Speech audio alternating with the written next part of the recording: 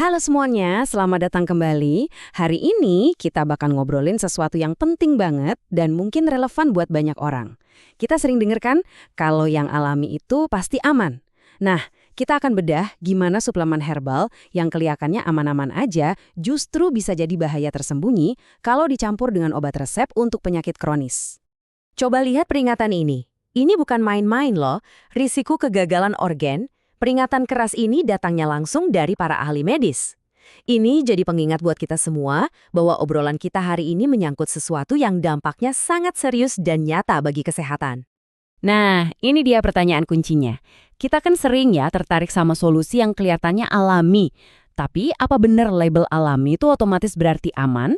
Apalagi kalau tubuh kita sedang rutin minum obat untuk kondisi kronis. Yuk kita cari tahu lebih dalam. Wajar banget kalau banyak yang lari ke herbal mikirnya ini sebagai pendamping yang lebih lembut gitu ya. Tapi yang sering kita lupa, di dalam tubuh kita ini semuanya soal reaksi kimia. Jadi apa yang terjadi waktu senyawa dari herbal ini ketemu sama obat resep di dalam tubuh kita? Nah, itu yang akan kita bahas sekarang. Oke, sekarang kita masuk ke bagian sainsnya. Kita akan bongkar kenapa sih interaksi antara herbal dan obat ini bisa bahaya banget. Ini bukan soal cocok-cocokan, tapi ini soal biokimia murni. Jadi gini, di dalam hati kita itu ada semacam tim super sibuk yang namanya enzim CYP450. Anggap aja mereka ini kru di pabrik pengolahan tubuh kita. Tugas utama mereka itu memecah dan memproses hampir semua obat yang kita minum, biar dosisnya pas dan sisanya bisa dibuang dengan aman. Tolong ingat nama ini ya, CYP450, karena mereka ini inti dari semua masalah interaksi obat. Nah, bagian yang menarik ada di sini. Ternyata, ada dua cara herbal ini mengganggu kerja tim CYP450. Yang pertama, ada herbal yang jadi inhibitor atau penghambat. Mereka ini kayak mandor yang tiba-tiba menghentikan lini produksi. Akibatnya, obat jadi numpuk di darah sampai level beracun. Sebaliknya, ada herbal yang jadi induktor atau pempercepat. Mereka malah bikin timnya kerja ngebut, jadi obatnya keburu dibuang sebelum sempat bekerja. Dua-duanya sama-sama bahaya. Oke, sekarang kita udah paham kan cara kerjanya? Yuk kita lihat gimana tabrakan biokimia ini bisa jadi skenario yang sangat berbahaya di dunia nyata, khususnya buat orang-orang dengan kondisi kronis tertentu. Pertama, kita lihat kasus diabetes. Buat penderitanya, menjaga gula darah itu kan perjuangan setiap hari. Nah, menambahkan herbal yang salah ke dalam rutinitas ini bisa mengubah perjuangan itu jadi krisis yang datang tiba-tiba.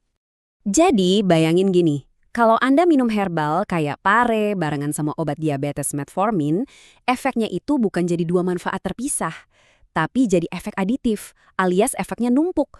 Dua-duanya sama-sama nurunin gula darah. Kalau digabung, mereka bisa bikin gula darah anjlok level yang super bahaya. Sampai-sampai otak bisa kekurangan pasokan glukosa mendadak. Lanjut ya, sekarang buat yang punya hipertensi. Di sini ceritanya beda lagi. Beberapa herbal justru bisa merusak total kerja obat pengontrol tekanan darah yang sudah Anda minum. Dan ini dia paradoksnya. Aneh kan? Anda minum herbal dengan niat baik untuk membantu, tapi herbalnya malah secara aktif melawan obat resep Anda. Contohnya Lichorich, dia bisa bikin tubuh menahan garam yang ujung-ujungnya naikin tekanan darah. Ini kan kebalikan total dari efek obat hipertensi. Ibaratnya Anda lagi injak gas sama rem di waktu yang bersamaan. Ya nggak akan jalan. Buat pasien jantung, apalagi yang minum obat pengencer darah, interaksi ini bukan cuma berbahaya, tapi bisa mengancam jiwa. Jadi, poin utamanya begini, buat pasien jantung, milih herbal yang salah itu bisa memicu salah satu dari dua mimpi buruk. Pertama, bisa menyebabkan pendarahan internal yang parah banget. Atau yang kedua, malah bikin obat penyelamat jiwa yang mereka minum jadi nggak ngefek sama sekali. Kalau untuk pasien dengan gangguan fungsi ginjal, kondisinya benar-benar rentan. Ginjal mereka itu ibaratnya udah kerja lembur setiap hari, dan beberapa jenis herbal bisa jadi beban tambahan yang akhirnya bikin mereka nggak sanggup lagi. Nah, buat pasien ginjal, bahayanya sedikit berbeda. Ini bukan cuma soal interaksi obat, tapi soal membebani organ yang sudah kepayahan. Misalnya, kalium yang tinggi di beberapa herbal itu nggak bisa disaring dengan baik sama ginjal yang lemah. Akhirnya numpuk di darah dan dampaknya bisa memicu anti jantung mendadak. Coba perhatikan angka ini. 5 lebih. Ini bukan cuma angka biasa. Ini adalah sebuah penanda. Penanda apa?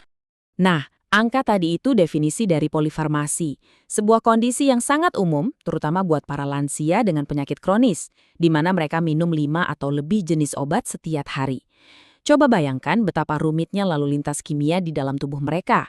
Sekarang, tambahkan satu saja suplemen herbal yang nggak ada dalam daftar resep. Itu sama saja seperti memasukkan mobil tak dikenal ke persimpangan yang sudah macet parah.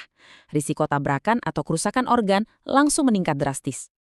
Oke, sekarang kita masuk ke bagian yang paling penting dan harus langsung diingat. Ini adalah tanda-tanda bahaya yang kalau muncul, Anda harus segera cari pertolongan medis. Tolong banget, anggap ini sebagai checklist darurat pribadi Anda.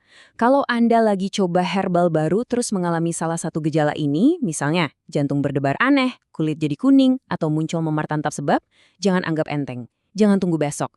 Ini adalah sinyal dari tubuh Anda bahwa ada sesuatu yang sangat-sangat salah. Segera hentikan dan cari pertolongan medis. Oke, setelah tahu semua risikonya, jangan panik. Sekarang kita fokus ke solusinya. Ini semua tentang kerjasama yang positif antara Anda dan dokter demi keselamatan Anda sendiri. Kadang kita suka segan ya mau jujur sama dokter soal suplemen atau herbal yang kita minum. Mungkin takut diomelin atau dihakimi. Tapi coba deh ubah cara pandang kita. Dokter itu bukan lawan, mereka itu mitra terpenting kita untuk sehat. Mereka nggak bisa melindungi kita dari bahaya yang nggak mereka ketahui. Mereka ada di tim kita kok. Dan ini dia, satu tindakan paling praktis tapi super efektif yang bisa Anda lakukan sekarang juga. Strategi kantong coklat. Gampang banget. Kumpulin semua yang Anda minum, obat resep, vitamin, suplemen herbal, bahkan obat warung. Masukin semuanya ke dalam satu kantong dan bawa kantong itu setiap kali ketemu dokter. Ini akan kasih dokter Anda gambaran utuh, bukan cuma potongan-potongan puzzle. Jadi mereka bisa melindungi Anda dengan jauh lebih baik. Pada akhirnya, kesehatan kita itu kerja tim.